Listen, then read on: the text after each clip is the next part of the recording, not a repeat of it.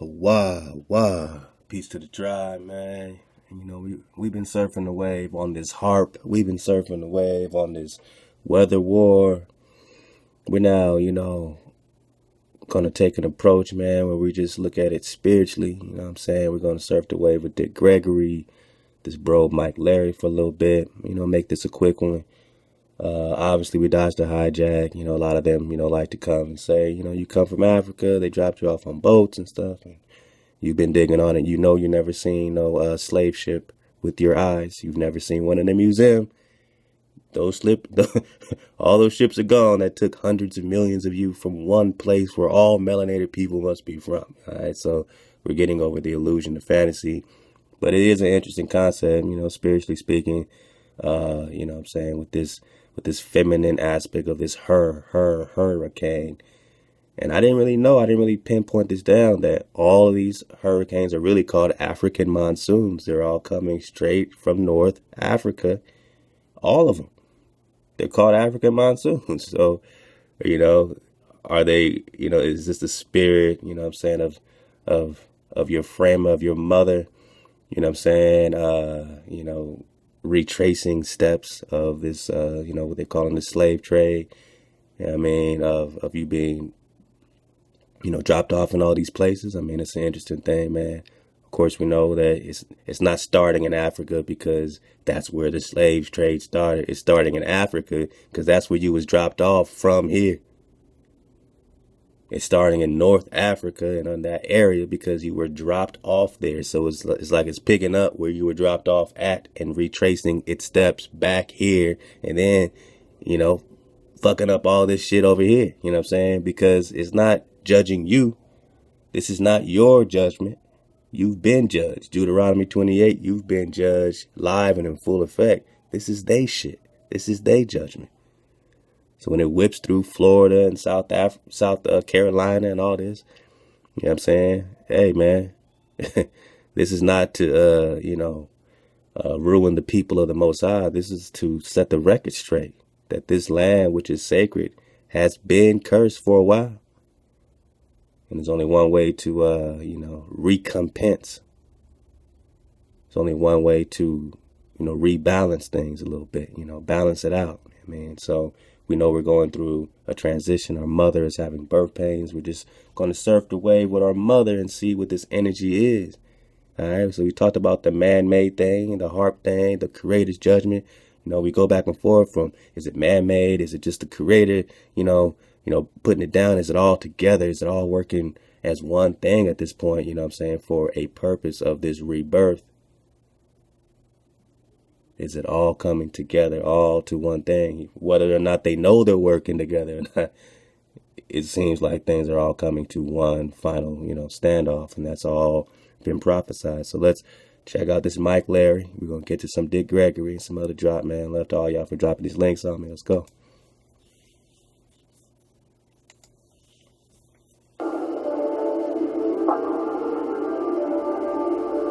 Mike Lowry.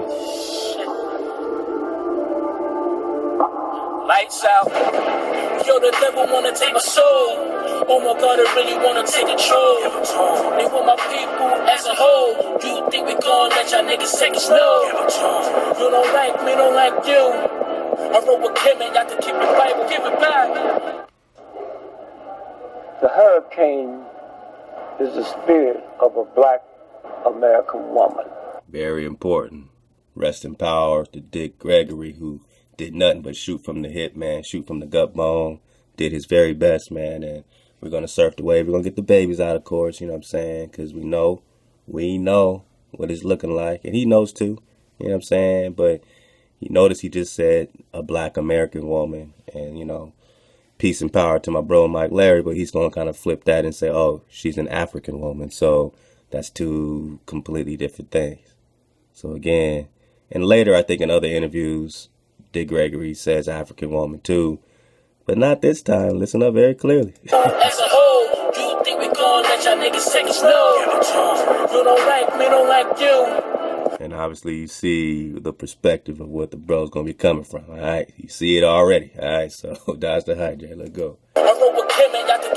We ain't in Atlantis no more, man. Give it back. The hurricane is the spirit of a black American woman. American woman. All hurricanes start right there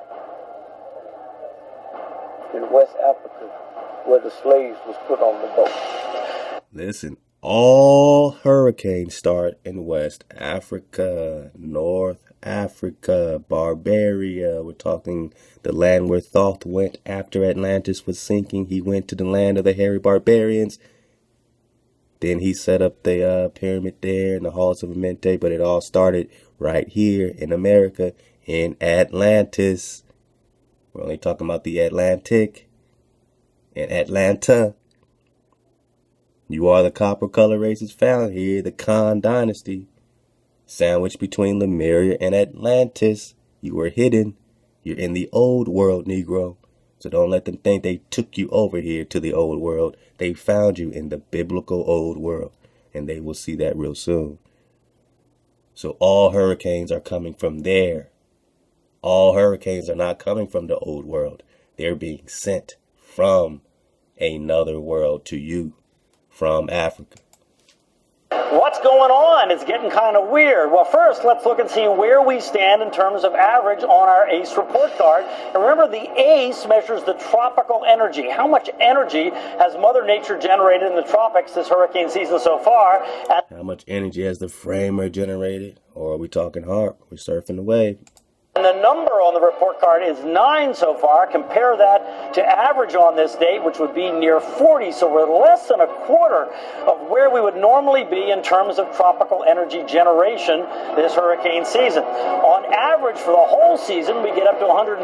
So you see there's still a lot of season to go, a lot of energy to be generated, and we could get back on track. But the thing is, there's really no sign. So the obvious question is, what's going on? And could it be in the ocean, or could it be maybe in Africa? Because that's where the seeds of tropical storms and hurricanes come from. Bang. Could it be in Africa? Because that's where the seeds, that's the planting. That's where this chaos is planted. They begin as clusters of thunderstorms in Africa. And the guy that knows more about that than anybody I know is Dr. Phil Klotzbach out of Colorado State University. And Phil, let's ask the question, as far as this hurricane season goes, are we below normal, about normal, or what's going on? Basically, the African monsoon season has come off to a fairly active... The African monsoon season. You're calling it hurricanes. Hurricane Jose. Does Hurricane Jose sound like it came from Africa? Hurricane Harvey. Does that sound like it came from Africa? Hurricane Irma. Does that sound like it come from Africa? So they renamed the shit something that would fit your paradigm, knowing that it's the African monsoon season. And you're being cursed and hit from Africa. That's where the arrow's being shot from. You have to pay attention. If you look at this figure here, you can see in these green areas, that means above normal precipitation. And this is where the arrow's being shot from. This is Barbaria, Tartaria. They want you to think that all melanated people on the entire earth plane all come from here. They want you to think this is the old world. They want you to believe that this is where it all began. But if your invader is telling you that, Negro, it might not be true. If it's in the history books you're learning in elementary school and being programmed with your programming, it might not be true. I'm just saying, why would they tell you the truth? Don't they reverse it all? Don't they reverse it all? Ain't you looking at this continent upside down?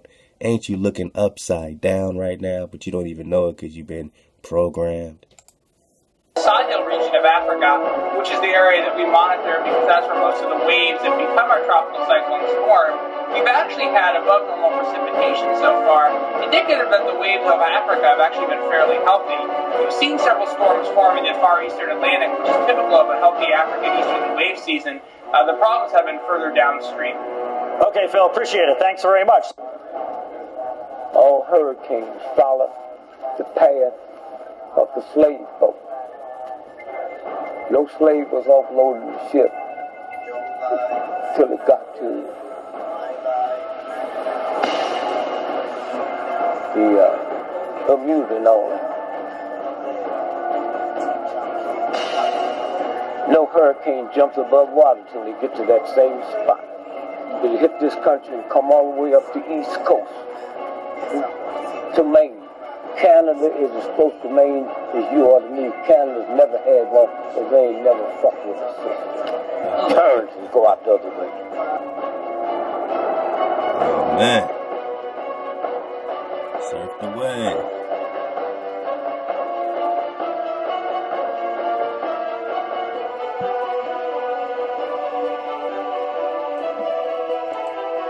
The direction of Hurricane Irma is headed to the states that had the most slaves and fought to keep them. How ironic that all slave states is getting battered, even the islands, because we were taken there too. Wake up call, man. Wakey, wakey. We was found here. You were found in the islands. You were found where you at. Our people are all over this place, this so-called Atlantis. We're all over here. So it's not just hitting the places that you were dropped off as if no Negroes were there prior. It's hitting the places that you were picked up from, and it's starting in the place that you were dropped off at last in so-called Africa. So we surfed the wave, we reverse, audible. All right. Is this hurricane getting revenge? Well, now, you know, that's the bigger picture that I want to surf on. Obviously, they're going to keep flipping us upside down, but that's the bigger picture. Is this a spiritual event? Obviously, you know, it's all spiritual, even in their rituals. You know, spiritual means, you know what I'm saying, it's very vague, because what spirit are you connecting to? So we know it's spiritual to somebody on some level. But how is it all working together? And remember, even who they call Mastima, even who they call Satan, even who they call Zeus or Ra or any of that Set, you know, any of that stuff, you know what I'm saying? All of them got to play by protocol on the highest levels. They cannot get outside of energy, frequency, and vibration. And that's how the OSB, we're going to get back into that, ties it all together. You know what I'm saying? So we're getting babies out of all this. We know it's all connected. We know it is man-made, and it's also a spiritual thing. And it's also, you know what I'm saying, judgment. And it's all of these things as if they're having, you know, a consensus that it's about to go down.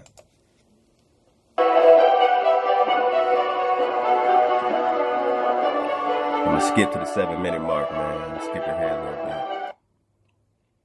Glands.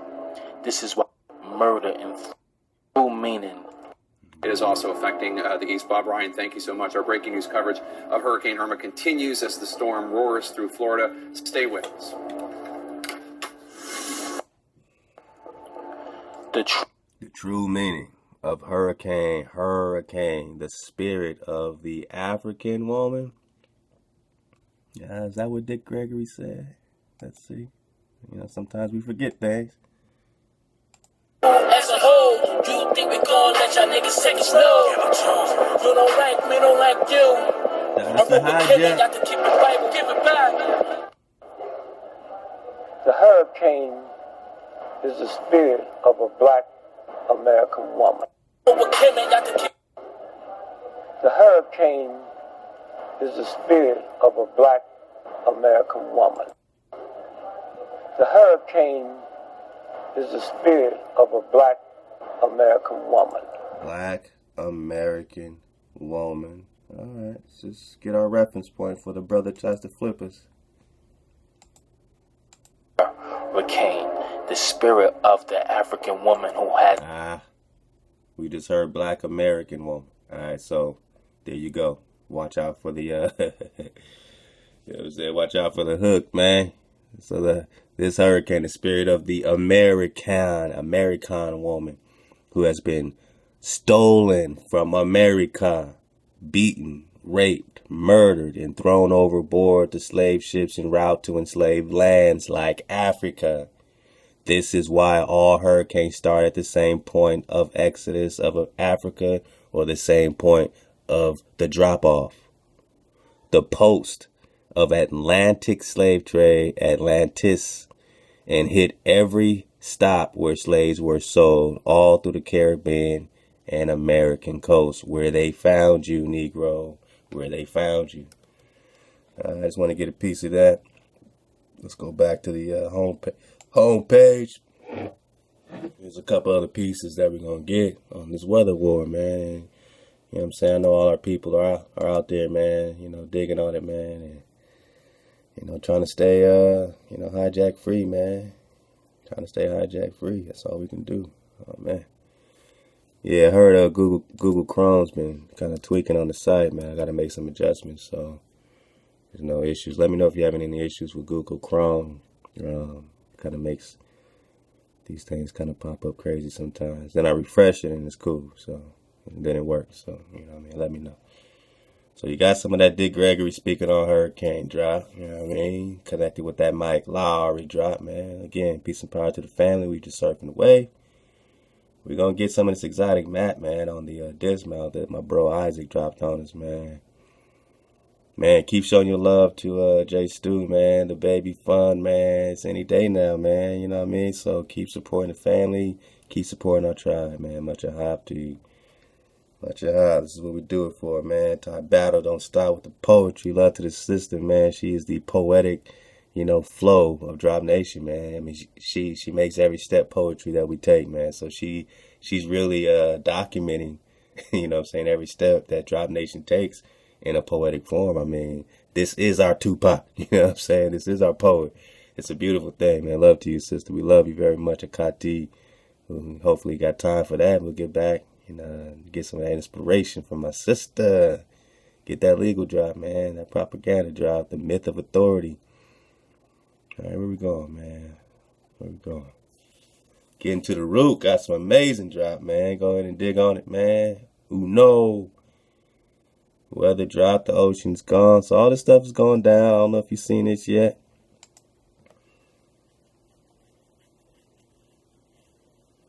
You know, they said the ocean is gone, boss. They said the ocean is gone, boss.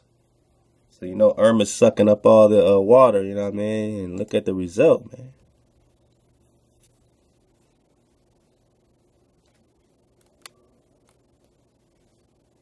All right. So this is, you know, normally you step out, you learn, catch a nice view of some water. This is a nice pier. That's where the water would normally stop. And everything you're seeing is dry, dry, dry. As far as you can see it, all this would normally be water.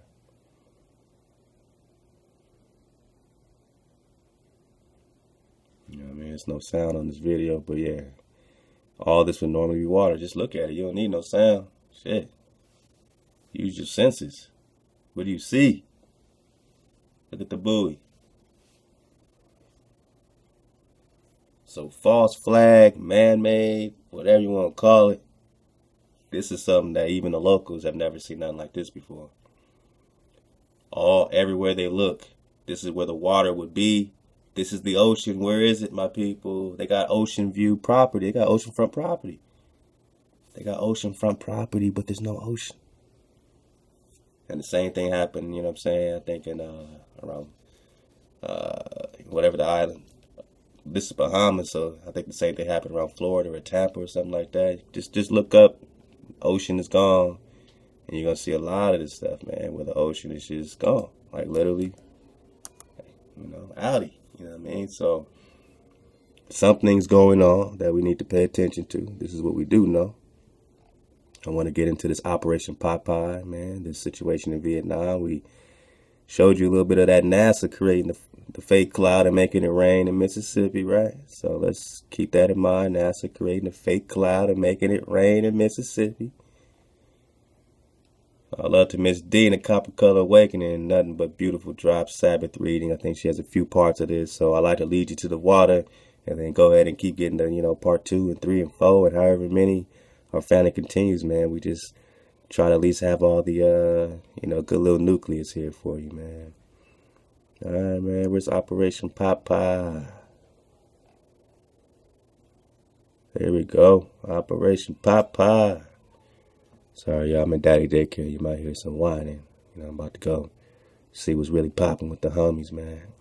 But yeah, check this out for a couple minutes. While I change me a diaper or something, I don't know. Figure it out. Operation Papal, weather warfare in Vietnam. Is it play? Is it play? Later, the U.S. military conducted experiments to bring weather to the battlefield. October 1966. The Vietnam War is in full swing. U.S. military scientists are devising a way to slow down enemy forces using the weather. The U.S. had gone from advisor status to in-field combat status, and were not doing well. As a result of not being able to make progress on the ground, the U.S. went to bringing the battle into the atmosphere above the battlefield. The Air Force employed a groundbreaking military directive called Project Popeye. Project Popeye was a weather modification program that involved cloud seeding, and the idea was to produce or exaggerate the monsoon rains that are traditional in that region. Experiments are carried out beforehand with a military aircraft dropping silver iodide crystals in clouds over a strip of the Laos Panhandle east of the Belovans Plateau in the Sekong River Valley. 50 cloud seeding runs are conducted. 82% of the clouds seeded to produce rain within a brief period. Rain. So Project Popeye then became Operation Popeye. It became a proper military program during the Vietnam War. The goal of Operation Papal was to extend the monsoon season and create an inordinate amount of rainfall by seeding clouds over the Ho Chi Minh Trail. By seeding clouds. Remember, the cat said they only started doing this when they got their ass kicked. They came and tried to run up on these people here, and they got their ass kicked. And then they sent our family members over there to the front lines, and what did they do? They made it rain with fake clouds and fake rain. Now, you think that's pure water falling? Let's use our capes. Let's put our noodles together, our scrambled noodles. Let's line things up. Do you think the water that's falling from these fake ass clouds, these poison metal clouds, you think that water's pure? You see all the movies, dancing in the rain, I'm dancing in the rain, and they got the umbrella. It looks so nice and romantic. If only the water was real. If only it wasn't poison, fool. And then we crazy, we paranoid. Look at what's happening in 1966. Get it one more again and pay close attention, because this is Vietnam. What does it have to do with Hurricane Harvey and Irma and Jose and all these African monsoons? What are they doing there that's affecting you here? What have they been doing? They have patents for this shit. Is it play? That's to bring weather to the battlefield. October 1960. Weather to the battlefield. Bring weather. Bring weather. Bring sorcery, necromancy. When they're spraying you with blood. Desiccated blood powder, dried up blood. It's a part of their witchcraft. It's a part of their potion. This is sorcery, necromancy. They didn't take you out head up. They didn't make it a fair fight because they got their ass kicked. That's documented here and it's documented in Vietnam. Later, the U.S. military conducted experiments to bring weather to the battlefield. October 1966. The Vietnam War is in full swing. U.S. military scientists are devising a way to slow down enemy forces using the weather. The U.S. had gone from advisor status to in-field combat status, and were not doing well. They were not doing well. As usual, they getting their ass kicked. As a result of not being able to make progress on the ground, the U.S. went to bringing the battle into the atmosphere above the battlefield. As a result of getting their ass kicked on the ground, they say, shit, do we got any sorcery, boss? Yeah, we got some necromancy. What do they do? The Air Force employed a groundbreaking military directive called Project Popeye. Project Popeye was a weather modification program that involved cloud seeding, and the idea was to produce or exaggerate the monsoon rains that are traditional in that region. So they make the clouds like Popeye. When Popeye eats his spinach, except their spinach is a potion of blood. dried up blood and fetus in their witchcraft, along with their barium, aluminum, and all the other shit. Then they make the clouds like Popeye. Oh, you might as well call it the Incredible Hulk mission, Operation Hulk. Let's go. Experiments are carried out beforehand with the military aircraft, dropping silver iodide crystals. Silver iodide crystals. Now, do you believe that? Do you think they're giving you the full truth? Do you think all this is silver iodide crystals? It makes it sound so harmless. It's just silver iodide. We all love silver. See the psychological warfare? It's not just weather war. It's psychological war. This is chess, not checkers, fool. Chess. So do you think, do you believe that they had a mission to just create rain, harmless rain, poison-free rain, and extend the monsoon season, extend the wetness of mud in Vietnam? Or do you think they were just fumigating our people, and they tried out chemical warfare, and they did chemical warfare, and it affected the weather, it affected all kinds of stuff, it even affected our brothers and sisters when they got back home, and they had, something called orange this, all kinds of Agent Orange, had all kinds of crazy cancers and stuff. Why? Because they got rained on and fumigated, man. And now every time you look outside and you see this long cloud, know that they've been doing this shit in Vietnam, and it's weather war against you today. Crystals and clouds over a strip of the Laos Panhandle, east of the Bulletin Plateau in the Mekong River Valley. 50 cloud seeding runs are conducted. 82% of the clouds seeded produce rain within a brief period. So Project Popeye then became Operation Popeye. It became a proper military program during the Vietnam War.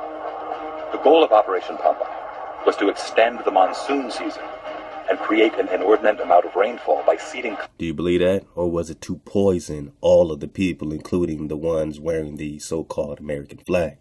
Clouds over the Ho Chi Minh Trail. The Ho Chi Minh Trail was the primary supply route by which the North Vietnamese Army really supplied its troops that were operating in combat forces operating in South Vietnam, as well as supplying the Viet Cong. So it was the most significant logistical center of gravity to the North Vietnamese, and it was an important strategic objective for the United States and our ally South Vietnam to try to interdict that supply line to cut off those supplies to the enemy. Operation Popeye's objectives are to soften road surfaces on the Ho Chi Minh Trail, cause landslides along roadways, and wash out river crossings. The military had their own catchphrase as a result of this program, and it was "Make mud, not war." They flew over 2,600 missions from a period of 1966 to 1972, and it's believed that it did exacerbate the amount of rainfall and probably extended the monsoon season by 30 to 45 days. It had limited success. They did succeed in generating rain. They did succeed in turning the Viet Cong resupply route into a quagmire of mud. It didn't slow them down a bit. They were bringing the stuff in on bicycles, and they just slogged through the mud. Maybe they weren't trying to slow them down. Maybe they're just trying to poison them, and that's what we're surfing, man. So just want to hit y'all with a little bit, man, that we're getting to follow up on the NASA, cloud thing, to surf the wave, from, of course, the HARP perspective, the man-made perspective, but also the spiritual Her-icanes perspective, man, to get a little bit of that Dick Gregory while we're at it. Let me see, man. Can we get some of this map drop, man, from my bro Isaac right quick, man? I'm sure he'll appreciate that, because he really wants to share this with the fan band, man. All right. So, I know this isn't that big, you know what I mean? I'm going to kind of point some things out for you. I wish I could get a little bigger. Matter of fact, let me see if I can pull up...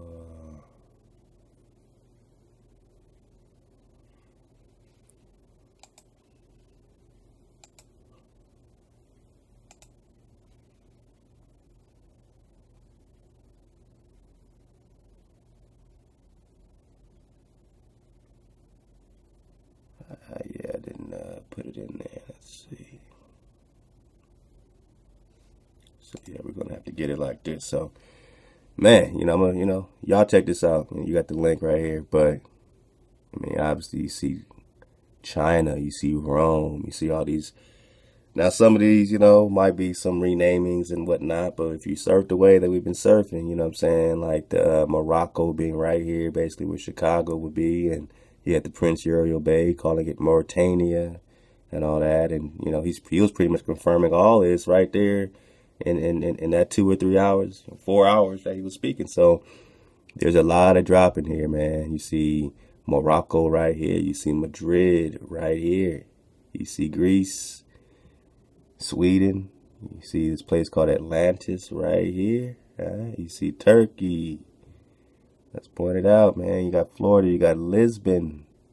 You got Palestine in Texas, Palestine. You got Scotland in Texas. You got a Sudan in Texas, a Paris in Texas. And at the bottom, you have Rome at the bottom of Texas. And China's right there, Mexico. So remember we were surfing, with the China and the Cathay, you know what I'm saying, how Columbus, was looking for the, we're going to get it, man. All right. This is Cuba up here, they're calling it. Moab is right there, I guess, where we would naturally kind of have it, on the map today. You see a Moab Udall, all right. All right, man. I mean, some interesting stuff. You see a Baghdad at the bottom. You see a Venice, California. Camelot way up here where Oregon is. All right, Munich, Madrid. So there's a lot of, you got England right here. Just a lot of interesting things popping up. You even got a Mexico up here, man, in the northeast, man. So, did did parts of these get blown to bits and put over there, or are these the original place names, man? And again, Prince Uriel Bay confirmed a lot of this. Remember the China drop, like I said. Let's see if we still have that up.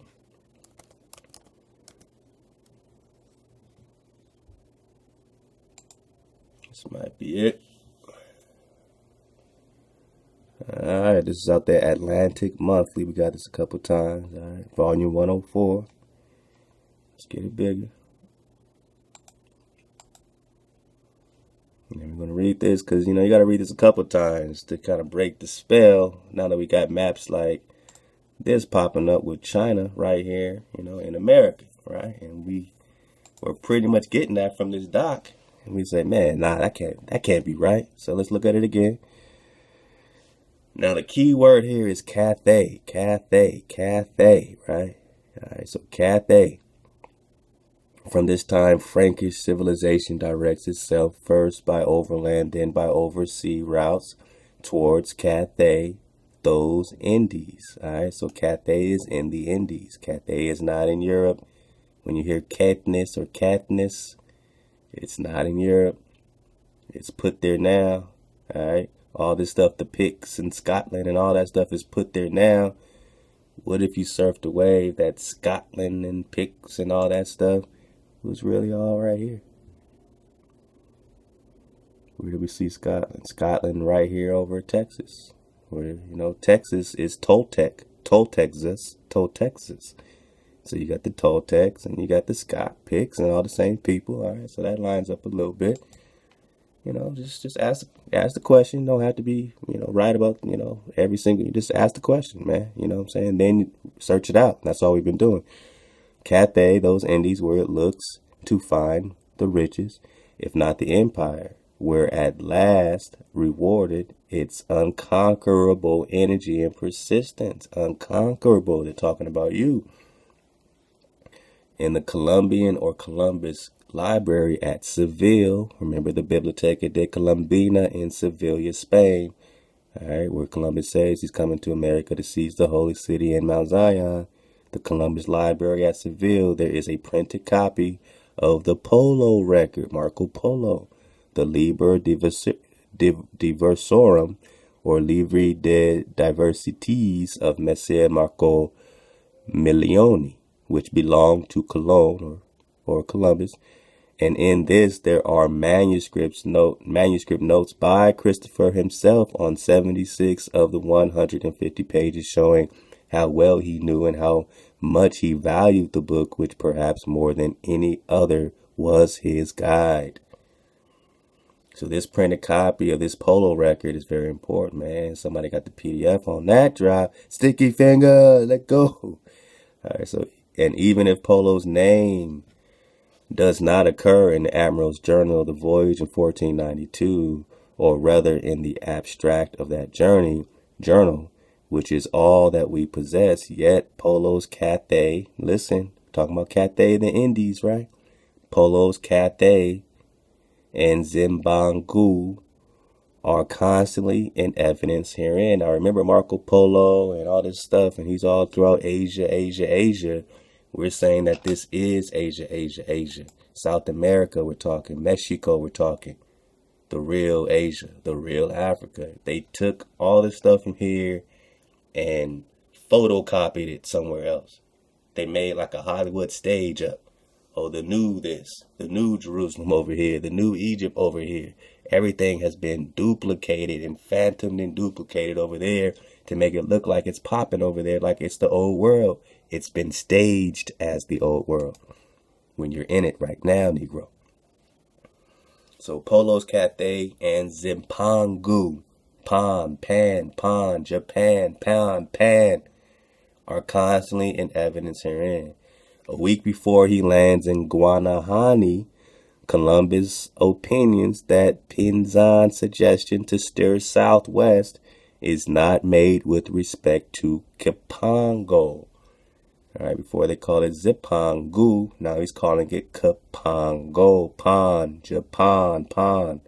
So he's over here, Columbus in the Americas, looking for Cathay and Kapangu or Zipangu or Japan. You're going to hear how this relates to China. That this Cathay is China. And it's all right here in Mexico and Americas already. So Columbus is in the Americas looking for what? China. Cathay. All related to the islands and Cuba and all that. Remember, Cuba, where we see Cuba over here. Cuba right here is, right around the four corners, man, right? So you have a Cuba, which is also spelled J-U-A, which the J's are hijacked. So that's just Owa or Hawa. So Columbus is looking for the Grand Khan in Cuba. Now you have the Grand Canyon right here at this same place, Cuba, Hawa. Watch how Columbus is looking for the Grand Khan in Cuba. All right, he's surfing away. Cuba. 2 days after the discovery, he feels he must go on to try and find Kapango, Japan. And when he reaches Cuba, he believes it, from the signs the Indians make, to be this very land. At the same time, he is equally anxious to reach the mainland of China. China here, surfed away. At the same time, he is equally anxious to reach the mainland of China. He is determined to deliver the letters of the Catholic kings, or their people in their world, to the Grand Khan. See, it's spelled C-A-N. We're only talking about the Khan dynasties. Now so hopeless an anachronism, with the said Grand Khan, he gathers from the natives, a Cuban monarch was now at war. So he came here and he found you were already at war with who? The other Moors, which he is a part of.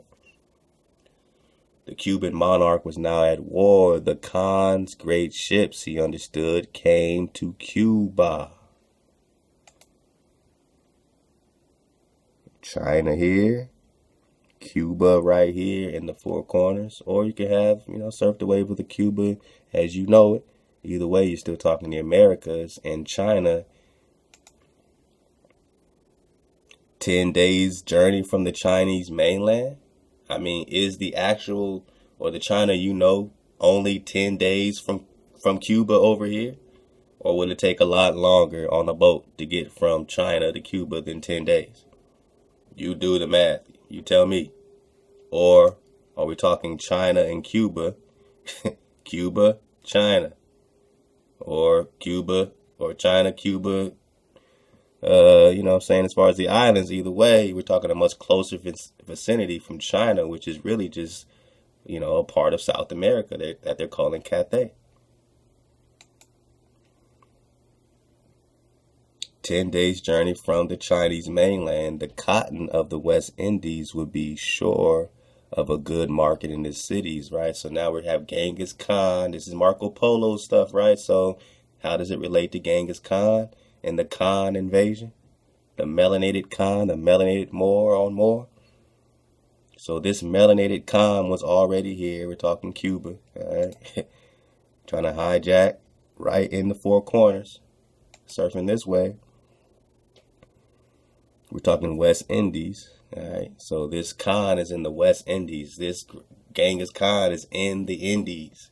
He's looking, at this time, there's two Israelite kings, because one is Prester John Juan Khan, who got rolled up on by this Genghis Khan foster son, all right? Hijacking his Khan. Now you got Genghis Khan over here too.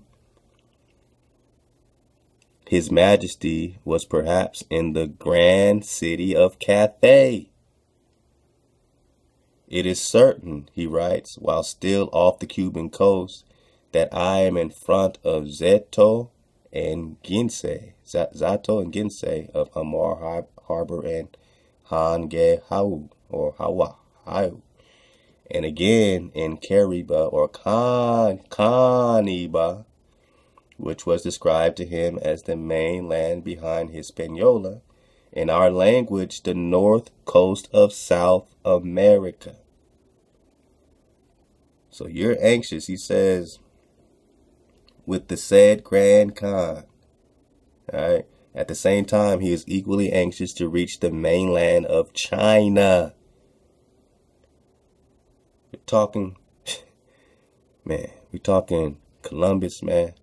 Columbus opinions that Pinzon's suggestion to steer southwest is not made with respect to Japan or Kapango or Zipangu.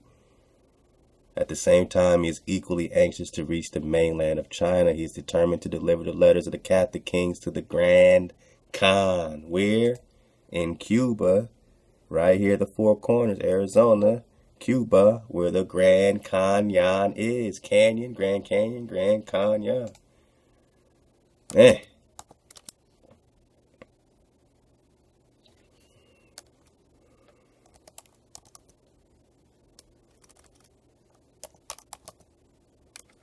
Where's that con drop that we had?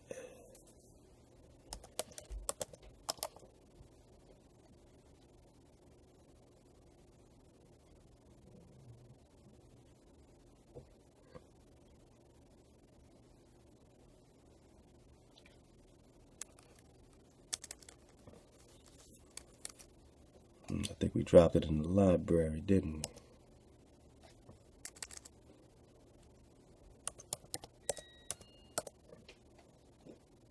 we? We're only talking the cons, man. We're going to get more on this because we got a lot more digging to do. But we're only talking the cons, man. Let's get it quick.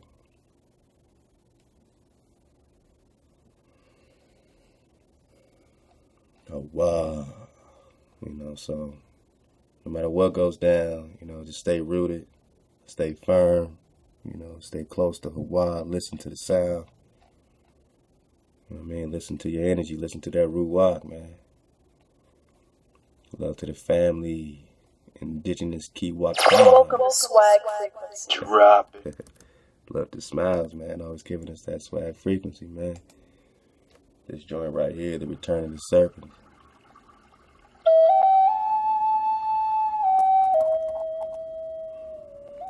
This Peru is the land of our beginning, where we went from the old red lands even before it sank. This Peru is the land of our beginning. No, you're from Africa, Negro. No, this Peru, this old world is the land of our beginning, where we went from the old red lands even before it sank, because this land is as old as the dragon land of the fire god Atlantis. So Atlantis and this Peru, the Americas, are equally as old as each other, which are older than so-called Africa. These are the old world lands. These words were spoken by Shooting Star, chief of the Sioux tribe, during a visit to Peru.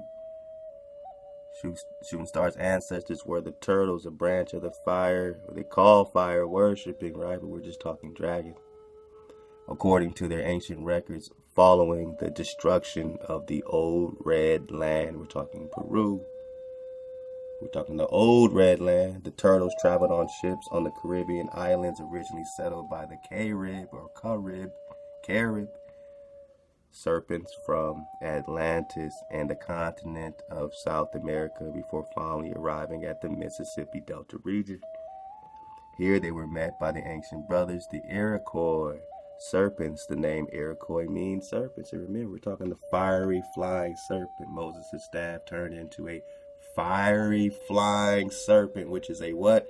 A dragon. We're talking the dragon land, dragon lines, and of course they put their spin, fire worship, because they don't understand, they don't comprehend. Now of course you have your hijack, and that's why the shit is gone now.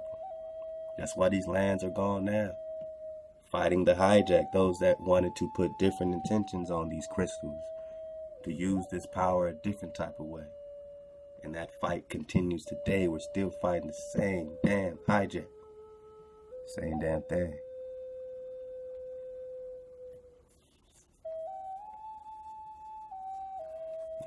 Let's see if we get some Khan Dynasty drop.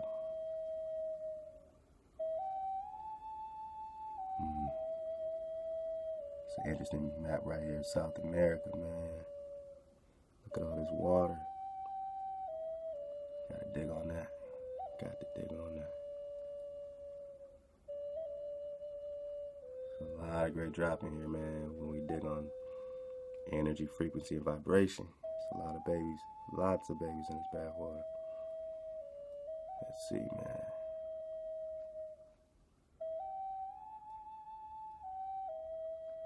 We're just talking about the Nagas.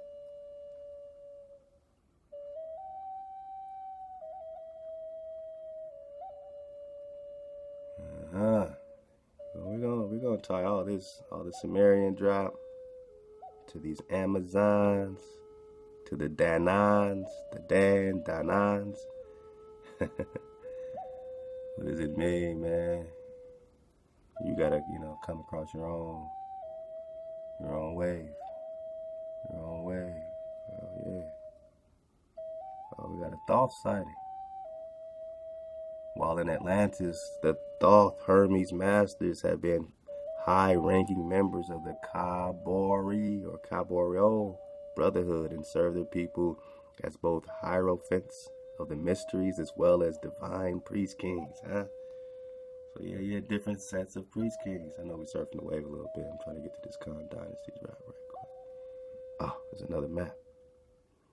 Look at these seas that they're putting into, I believe this is North Africa here. Look at that. The Triton Sea, Triton, Poseidon, Triton, Poseidon, Triton. All right, it's a lot of tries going on over there, man.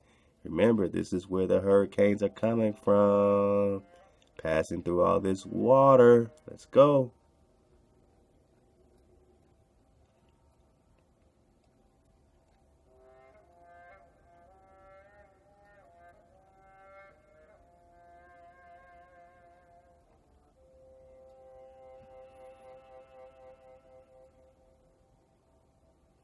The Dragon Kings of Atlantis, huh?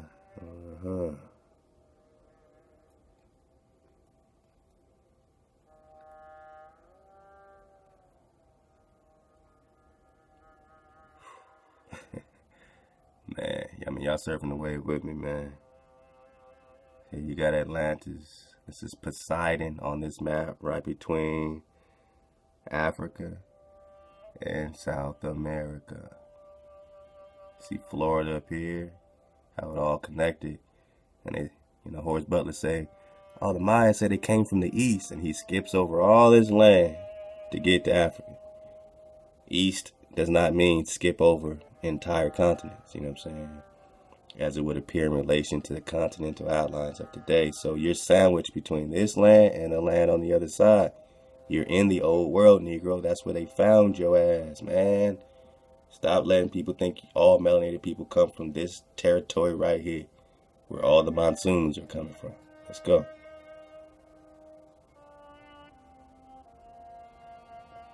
Check this out right here. Similar to its twin in the Pacific, Atlantis, the dragon land of the Atlantic, is remembered in ancient legends around the globe as the motherland.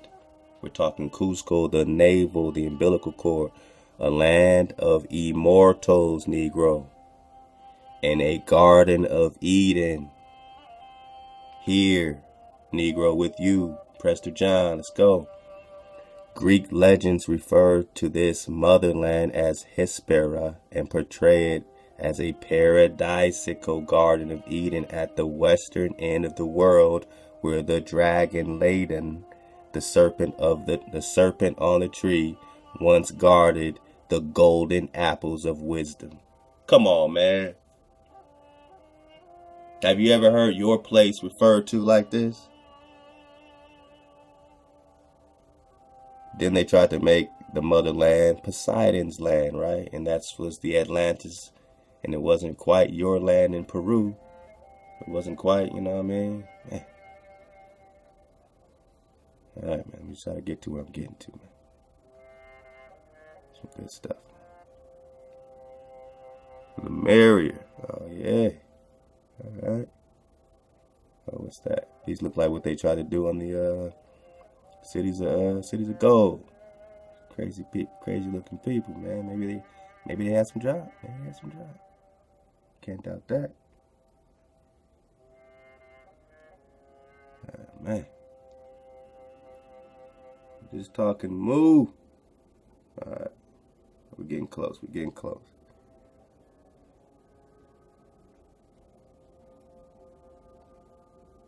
Next time I'm gonna remember the page.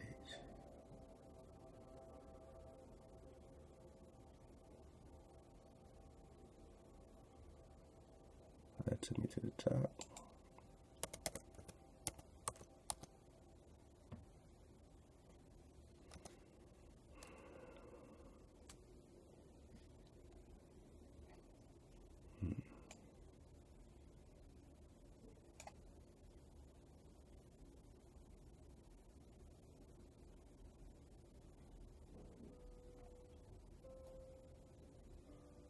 Check this out. Grids, megaliths, and dragon communities of North America. The dragon culture reached North America via missionaries from Atlantis, Lemuria. Then they put Africa in Europe. All right. By the time the European invasion, the Algonquin or Pawn. Now, did you know you playing chess this whole time, right? I told you this is chess, not checkers. Sometimes I don't mind being lost, in a book, because I find something else, you know what I'm saying? So, we surf the wave, man. It's hard. We just talking Khan dynasties, and the Khan dynasties are the dragon dynasties. And of course, you get one spin on it, this snake serpent thing, and then you get the energy grids, and you understand that somebody has to protect the energy or the cross. Someone has to protect the dragon lines, and only the creators people can do that, have the energy to do that, which is why you're being called dragon communities. Again, this is English. You never said the word dragon, Negro. You never said the word dragon before. So don't get in the mind of a hijack when you hear the word dragon. All right? Just use it for what it is beyond the symbolism. The dragon culture reached North America via missionaries from Atlantis, Lemuria. We're talking Mu. So we're talking distant lands, right? Then they want to put the Europe and Africa situation on it. Now, which dragons were these? You know what I mean? Which Khans were these? By the time the European invasion, The Algonquin or pawn, P-A-U-N. So when you're playing chess and you're a pawn and it's the weakest thing on the board is a pawn, the pawn, P-A-U-N, is representing the P-A-W-N on the chessboard, the Algonquin. The original man they're trying to make the pawn. Aren't you the pawn in their chess game? So yes, the Algonquin is the pawn in the mind of a hijack. But they're saying that they got that name. It was already named Pawn, and they made their chess game and they called it the same name, Pawn. Iroquois, Dakota, Cherokee, Chippewa, and other Atlantean and Lemurian heritage had erected 40,000 burial mounds. We're talking mound builders, stone circles, pyramids throughout North American grid, and surrounded many with flourishing dragon communities. Much of their productivity centered in and around the Mississippi Valley area, where at the historical Adena, which existed as early as 2000 BC, Hopewell and Temple Mound cultures, they erected thousands of pyramidal mound, stone circles, and serpent mound effigies. Oh, you got the serpent mound in Ohio. You just think it's about this Christian serpent thing, but you're just talking dragon mounds. Are those really caves? Are they caves where your dragons were? Did you store your dragons in certain areas, Negro, before they cut your trees and killed your dragons and ate the dragon meat to get life? And it goes into the temple, mound communities, and more of the dragon communities, man. This is, all right, you got this, Doc, man. It's in the library, man. I told you, man. I don't get a chance to really look at some of this stuff until I surf it with you. The Avaberry Serpent Temple. This is in Gastonbury. All right, we're just talking energy, y'all. We're just talking portals and energy, man. All right, let's go back, man. Definitely want to get this con drop before we get out of here. It mentions the pawns or Algonquins. So the Algonquins are the pawns, man. When you playing chess, man, that's crazy. We're talking the dragon communities around the Mississippi Valley. We're talking Monk's Mound. Didn't one document say that Prester John, you know what I'm saying, basically kind of left the crown to become a monk? They called him a Christian monk, right? Or was he a dragon monk? Monk's Mound. Let's go. Anasazis left a hard mark. I'm just belly flopping with y'all. Let's go. Because we heard again that Peru is called the dragon's lair. Remember, Moses' staff turned into a dragon. And when it bit you, you got life.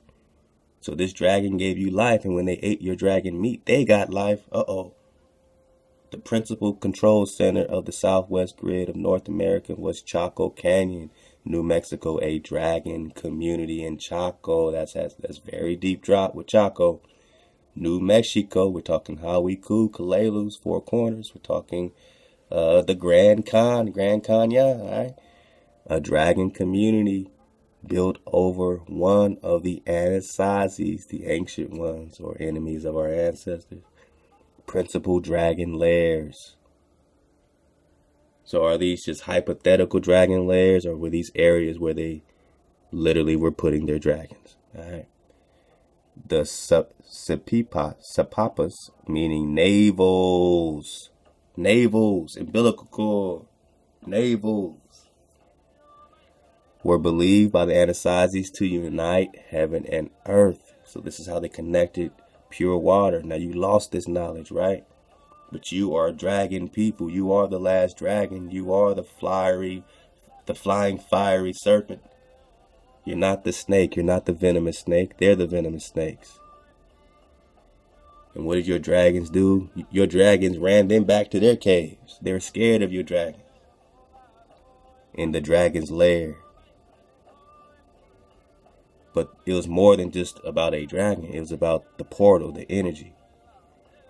Were believed by the Anasazis to unite heaven and earth to the underworld, as well as to connect the current fourth world with the previous three worlds because of its special importance as a major Sepapa Peru, a large percentage of Anasazi roads, most of which were built over pre-existing dragon lines that already existed.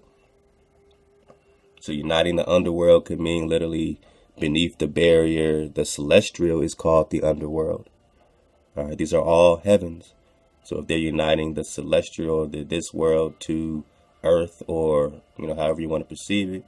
Now again, they can have a pure waterway, and then it could be hijacked, and then they could be uniting instead of to Hawaii to the underworld, and then that everything can go hijack crazy, man. So all this stuff was hijacked eventually, but was it a pure water connection at first? Were there portals where they could connect hijack free? You know what I'm saying? We're talking high tech, man. We're talking cities of gold, man. Because of its importance as a major Sipapu, a large percentage of the Anasazi roads, most of which were built over pre-existing dragon lines, led to metropolis of Chaco. In its heyday, the dragon community of Chaco Canyon was comprised of innumerable subterranean temples known as kivas,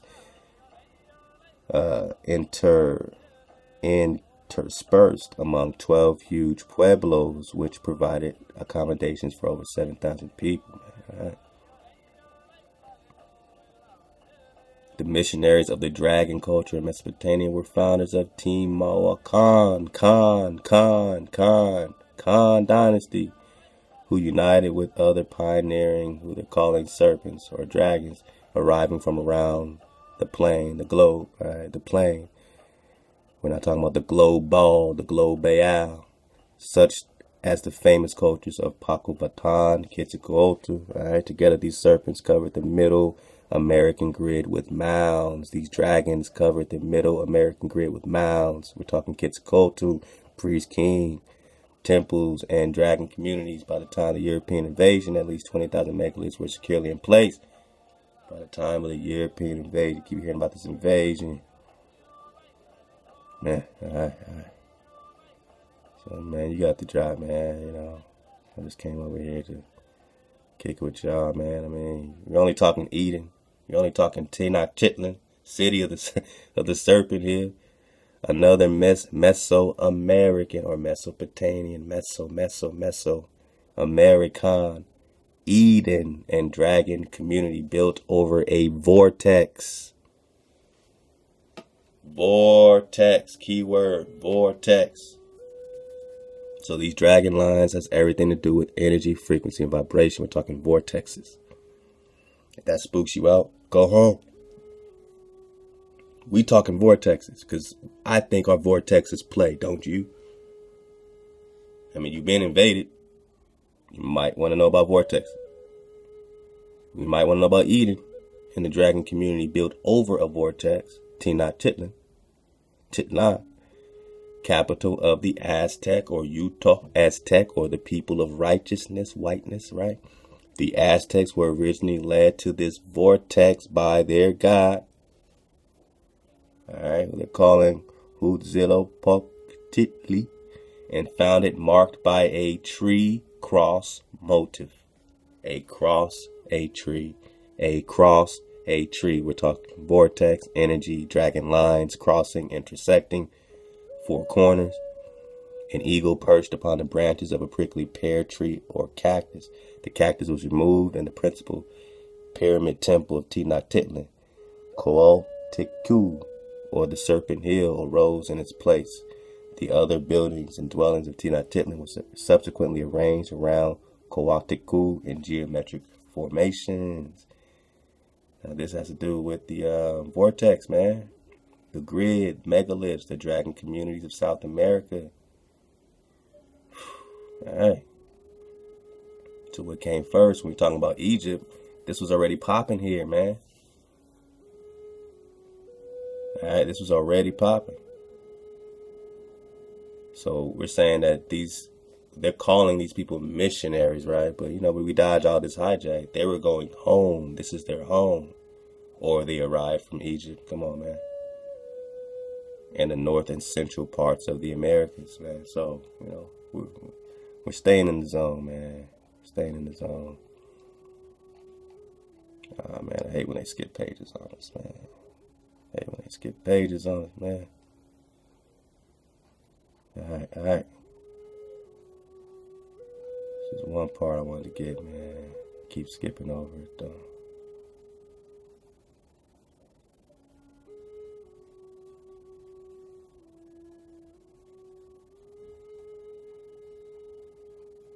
Let's see.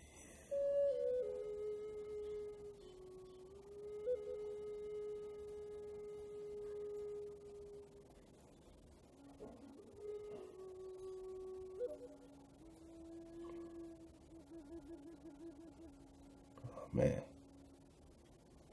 the Earth's grid naturally tied into the larger extraterrestrial grid of the interstellar and interplanetary dragon lines. Fancy word for saying this is a grid. Once your grid gets hijacked, they're calling it a galactic dragon community. That's their celestial hijack on your lines, man. Just know it's all about the grid, man. All about the grid, man. More of these mounds and lines throughout the plane.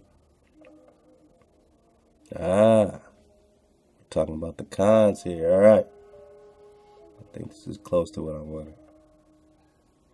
Close enough, man. It's gonna have to be close enough. All right, so let's just get this piece.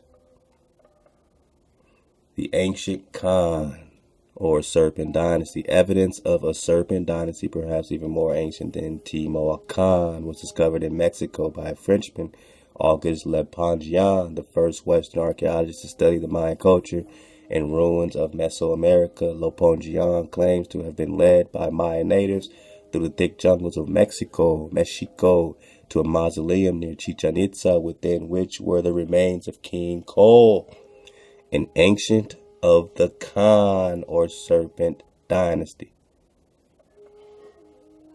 So we got all the way there because we got there from here, remember?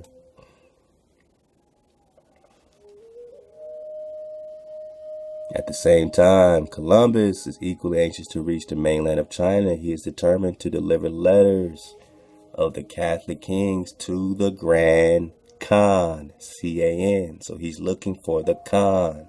Why is he over here looking for the Khan now that we can unpeel the layers of the Khan dynasty, of the Khans, of the Ame'ricans?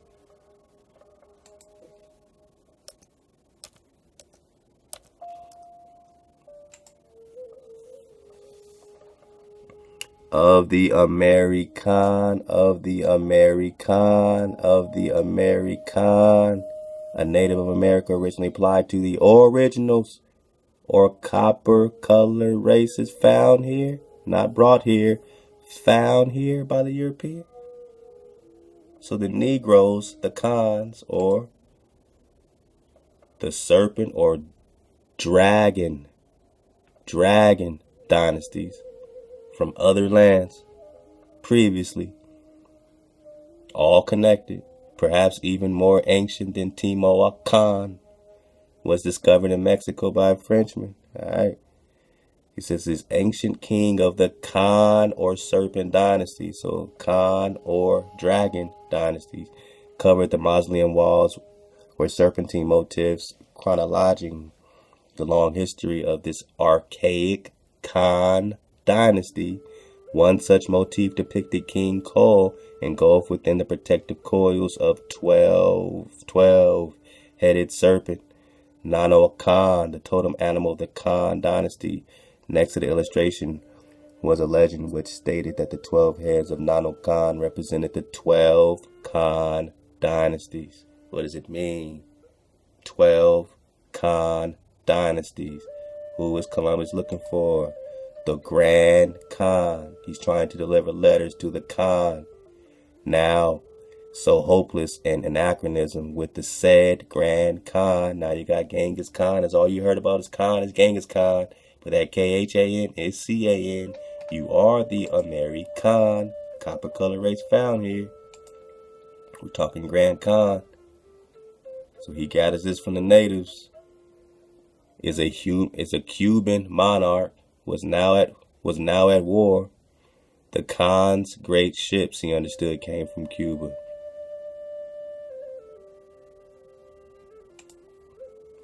And again, love to Isaac 4, who got Cuba right here in the four corner. Wow. Wow. In the four corners where what? The Grand Canyon or Grand Canyon. Grand Canyon is right there. See how it all connects. 12 Khan dynasties which had collectively reigned over Mexico for 18,000 years. Nah, nigga, you from Africa. You're not the copper color race found here, are you? Part of the Khan dynasty that's reigned for over 18,000 years prior to King Cole. What do you know about King Cole? In order to date the existence of Cole, the Pantheon followed clues in the Tritonal manuscript, a Mayan scripture called the Tritonal manuscript. Have we dug on that? Let's get that PDF. Sticky Fingers. Sticky Fingers is Uno, man. Uno got the drop, man. Uno's dropped, down there half of our library to us, man. So we love Uno for that. He got the drop and estimated that the king reigned 16,000 years ago. By adding 18,000 to 16,000 together, the Pantheon estimated that the first Khan dynasty, Dragon dynasty in Mexico were in existence at least 34,000 years ago. No, you're from Africa. Copper color races found here by the Europeans. You were just found here, Negro. You already have history here going back at least 34,000 years if we're surfing this wave of the what? The ancient Khan dynasty. Which is what? Cuba's looking for the Khan. We're talking South America. We're talking the Americas. And this is connecting to the Tartars and Batu Khan. Batu Khan was the leader of the Tartars, and he was a direct descendant of Genghis Khan. So you had another group of Khans leading this Tartar invasion. Oh, we'll get into the Hindu Kush, right? Favored by the Khans to explore, observe, traffic. All right. We're talking Cathay and Zipangu, we're talking Cuba, and we're talking the Grand Khan. Now so hopeless with the said Grand Khan. The said Grand Khan. We're just talking this Israelite king that was at war at this time already. Because it's already a Khan on Khan. Genghis Khan invading Prester John. Khan on Khan. The ancient Khan or dragons. We're just talking about the dragons, man.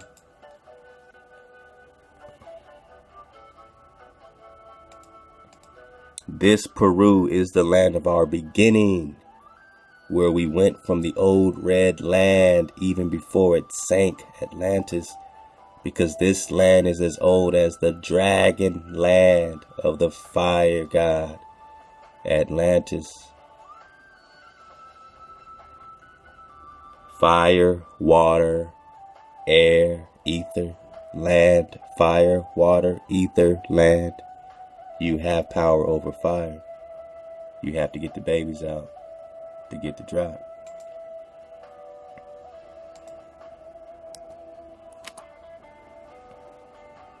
And as promised, we're going to dismount on my sister, Ty Battle's poem, man. Beautiful poem.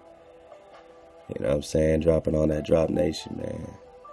She actually has a couple beautiful poems, man. So I think I want to do two. Let's do a double Ty Battle poetry dismount.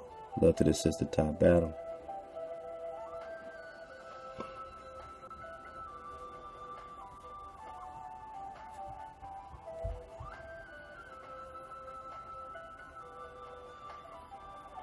Man, if you ain't caught this latest drop, you ain't caught these latest drop links. Talking about, man, this is the Galactic Federation Confederacy of Psalms 83, man. If you ain't caught it, love to Drop Nation, man. Whatever you drop on me, I do my best to drop to the people. Ty Battle got a poem to the sisters. Beautiful, man. We might just have to do it like this. Let's just click on Ty Battle Poetry. Because, the sister said that she hadn't written poems in a long time, man. And the Most High has unlocked, Hawa has unlocked this poetry coming out of this sister right here, man. And let me tell you, We just talking about time battle poetry, man. Alright, now we got all the drop. With y'all, man. She got a poem for natural, you know what I'm saying, called Natural by Law. Love to the bro, Natural by Law. The sister Larissa also suggested too. They said, man, you need to have a shirt that says Natural by Law. I said, that's beautiful, man. So, you know, we working, man. You know what I'm saying? Look out, man. We got lots of slogans coming up, man. If you got some ideas, hit us up, man. Hit us up. Natural by Law. Love to the fam. Love Aha, Key. Natural. We are natural by law and a pure, beautiful vibration. That means we are flawless and intentional creation. Like the trees, the beat that beat out our firmament and Earth's foundation. Like the rainbows and the flowers show us Hawa's dedication. We are natural by law, the copper-colored hue, man. We are operating on the natural law of our forefathers' lands, like the stars, sun, and moons, and every grain of sand, perfectly shaped and molded by the work Hawa's hands. We are natural by law, which means that we are free. We can float around happily like the birds and the bees. We can move without limits like the wata in the seas. We can exist with no borders and do just what we please. We are natural by law, like the crop nourishing weather, like the lioness in jungle. When they go pray together, like diamonds, gold, and silver has value you cannot measure, like the words carefully written in the pages of the Sefer. Wow. Tie battle. Show the sisters at a high, man. Come, you know, drop that drop, leave a reply, man. Beautiful work, man. Tie battle, natural by law, man. Much a high. It truly is that pure work, man. That pure water. We getting it. Man, let's get to the Akatis, man. Let's do it. We got a couple minutes. Yeah, Google's over there playing again with my stuff, but it's all good.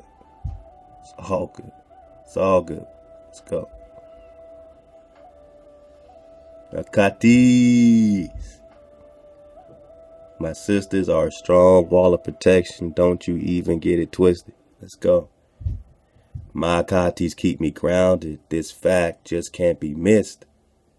Through all my poems and shout outs, I would be remiss if I didn't take a second and appreciate my sister in arms, the ones who stand firm at the wall, ready to sound the alarm. My copper-colored ladies are like tools, they come in handy, like my sister Larissa, Camellia, and the talented Chef Candy. Aha! Miss D and the copper-colored awakening, come on, and Miss Vanessa are like my solid cedar, uncrushable rocks. They are my strength of knowing and flowing, like my shea buttered locks. Come on, get that shea butter from Sister V in the drop shot. Let's go. And the soap. Let's go. My sisters keep me laughing and extending my numbered days. They make me count my blessings and they keep me amazed. I keep them close to my heart. I wear them like a fitted vest. They exemplify the fullness of greatness and pureness at its best. We just talking My Akatis. By My Akati, my sister Ty Battle. I mean, we got the Preston John drop. We got time for another one, man. Let's go. We got the Jacob's Trouble. Man, we've been getting, we got the Ox. We didn't get to My Ox. Let's go.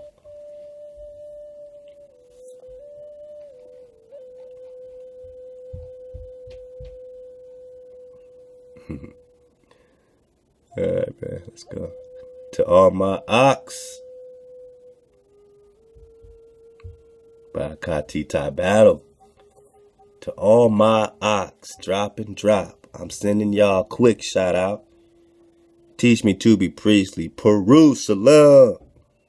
And of course, the Lion King drop. Aha, my sister.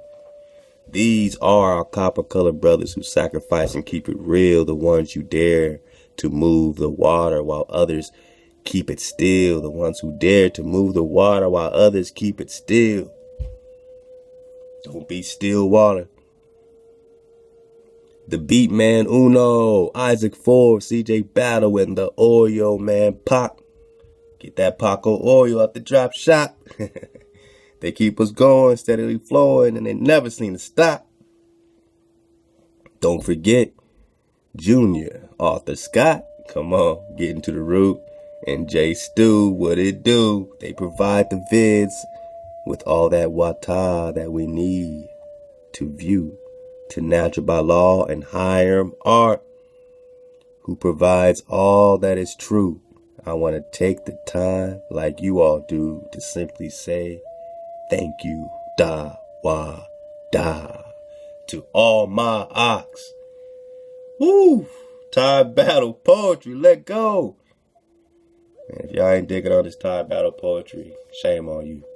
If you ain't over here dropping that drop and letting the sister know that you appreciate, man, you know what I'm saying, that she's coming over here dropping that hot fire in real time, man, for us to vibe to, for us to connect with, to be a soundtrack to every move we make. That's what the sister's doing, man. We dodging hijacks at all time, man.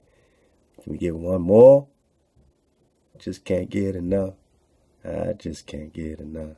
Man, look at these beautiful poems, man.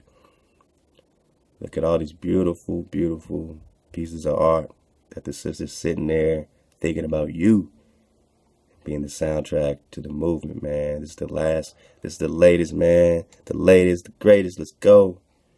We're talking about the drop radio. Let's go. The drop. Here go. Alright, man. We're going to take it home with this, man. Love to the battle family, man. Walkers on the wall. TDR, the drop radio. Kati Tai Battle. TDR. It's LA's #1 and original station that brings you the music in that natural vibration. The drop radio gets you uncontrollably grooving, keeps your whole body from head to feet moving. You feel that 432 frequency in every single bone. Catch all the latest beats, a clear and pure tone. Hear fresh music from every genre, every style. Jam to all the songs you haven't heard in a while. Throw back with the old as we usher in the new. Feel the energy as it moves through and through. We rock with the nation in more way than one. We come to you live and let you stream all day, making you healthy and cleaning up your soul. Getting you tuned up is TDR's ultimate goal. TDR, the drop ready. Oh, my sister Ty Battle, you went ahead and took us there. We read about 5 poems. And you know what I'm saying, just to give us that a hop. Honestly, I know it takes a lot out of your time, and you're doing it in real time for us. You're connecting us above the barrier at all times, man. Let's freshen this up, man. There we go. Let's freshen it up for the people, man. I mean, we're doing it for the home of Drop Nation, man. We're doing it for you. So keep vibing. You get all this drop right here in one place. That's been the vision from the beginning. Is to create a platform that we can come to where we can get our books, we can read, you can try the frequency of learning for free, put in the passcode 1234, let your children enjoy the games and the music. You know what I'm saying? You can go to the drop shop, man, and dig on everything dropping from the family, man. All the latest, all the beautiful indigenous products that you can support. You can drop on our drop tuner package. You know what I'm saying? Get 50 songs a month tuned up to 432 or 5 songs for free we do just for signing up. All these are vibe suites we put for you. You know, if you just have a specific vibe, you know what I mean? Or if you just want to get live on the radio, right away, you click that listen button, you press play. Uh-oh. What we got playing? I still got my flutes. There we go. Oh man, we got some live, some live entertainment, man.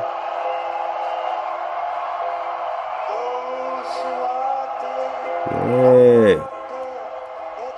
living in my head. Yeah, man, you're gonna hear something old, something new, different genres, man. We're no genre around here. You know what I'm saying? We like to dig on all the beautiful drop. That's that Coldplay 42, man. You know what I'm saying? We got an international scene, man, so we like to keep it fresh for everybody. You might want a specific groove. You come over here to the Vibe Suites, go into the basement.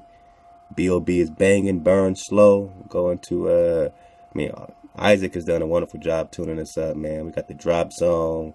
We got the high road for your workflow. If you just want something that you can put on and just flow with that work, you know what I mean? We got our gutter, then we, you know what I'm saying? We look out for you, man. We got, everything, you know what I'm saying? No so-called curse words and all that. We got all that for you, too. Go into the workflow, try out different ones. Go into the jazz suite, Mimosa. Oh, we got some Kendrick Lamar playing, man. What's that?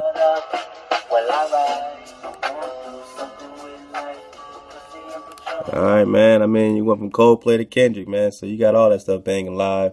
And you will hear me coming live right up out of here, man. You will hear me coming live right up out of here. If you've been on the site, you already heard me coming live.